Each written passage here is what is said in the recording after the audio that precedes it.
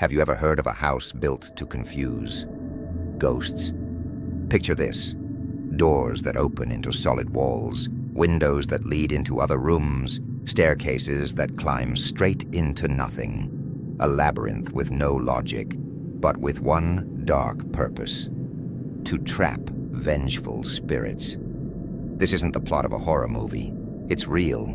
The Winchester Mystery House in California is said to be one of the most haunted mansions in the world. Behind every endless hallway, people say you can still feel the weight of guilt and the fear of a woman hunted by the souls of those killed by the rifles that carried her family's name. What would drive someone to spend an entire fortune on a house that could never be finished? Was Sarah Winchester just a widow driven mad by grief? Or was she really being chased by forces none of us can see?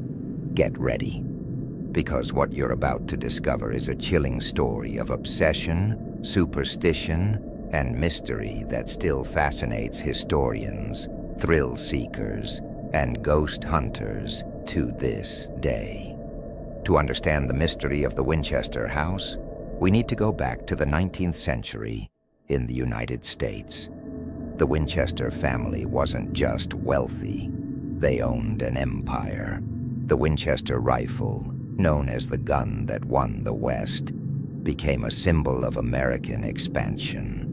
With it, hunters, soldiers, and pioneers pushed across the frontier, leaving behind not only progress but also a trail of blood and death.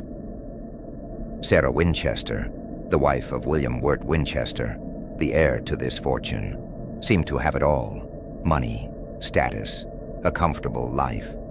But fate was merciless. First, she lost her only daughter as a baby. Soon after, William died of tuberculosis, leaving Sarah widowed, broken, and alone. Haunted by grief, Sarah turned to mediums and spiritualists, trends that were wildly popular at the time. That's when she heard a chilling revelation that would change her forever. She was cursed. According to the medium, the countless souls killed by Winchester rifles were now seeking revenge on her family, and Sarah would be their next victim. But there was a way out.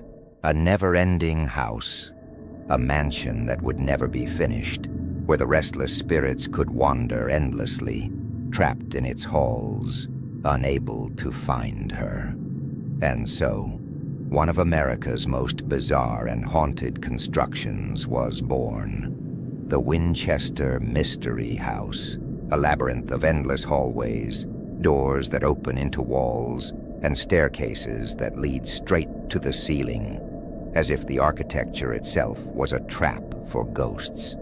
When Sarah Winchester received the chilling prophecy that she would be hunted by the souls of those killed with the rifles that carried her family's name, she made a radical choice. She left the East Coast, moved to sunny California, bought a property in San Jose, and began a construction project that would become one of the greatest architectural enigmas in history. But here's the strangest part: the work never stopped. For 38 years straight, Sarah hired teams of carpenters and builders who worked day and night, non-stop, building new rooms, tearing down walls, and reshaping corridors. As soon as one section was complete, another was already being planned. There were no blueprints, no master design, just Sarah's cryptic instructions, as if whispered by unseen forces. The result? A house that defied all logic. Today, the Winchester Mansion has more than 160 rooms, 10,000 windows, 2,000 doors, and countless secret passages. But the numbers aren't what's most disturbing. What truly chills the spine are the bizarre details. Staircases that climb to nowhere, ending abruptly at a ceiling. Doors that open into solid walls, hiding something that was never meant to be found. Interior windows that look into other rooms instead of the outside world. Endless corridors twisting like a maze with no escape. a stunning stained glass window designed to scatter sunlight, but placed in a spot where no light ever touches it. The mansion felt less like a home and more like a trap, an architectural prison built to confuse and imprison the spirits chasing Sarah. Neighbors and workers whispered about strange things inside. Some swore they heard hammers and saws echoing in the middle of the night, even when no workers were present. Others claimed to hear footsteps in the hallways, knowing no one was there. Sarah herself lived in reclusion, bound to strange rituals. Every night, at the stroke of midnight, she entered a special chamber known as the Seance Room. Surrounded by candles and silence, she would summon spirits, believing they gave her instructions on how the house should change. At dawn, she would pass along those orders to her builders. Many say she used numbers for protection. The number 13 repeats endlessly in the mansion. 13 windows in some rooms, 13 steps on staircases, 13 hooks in the bathrooms, as if every detail was designed to disorient the dead. What makes the house even more unsettling is the contrast. On one side, grand ballrooms, lavish European stained glass, fine woodwork showcasing wealth and power. On the other, doors that lead nowhere, staircases ending in the void, corridors like traps. It was as if the mansion itself was torn between two worlds, luxury and paranoia, reality and the supernatural. Workers who stayed the longest said Sarah rarely smiled.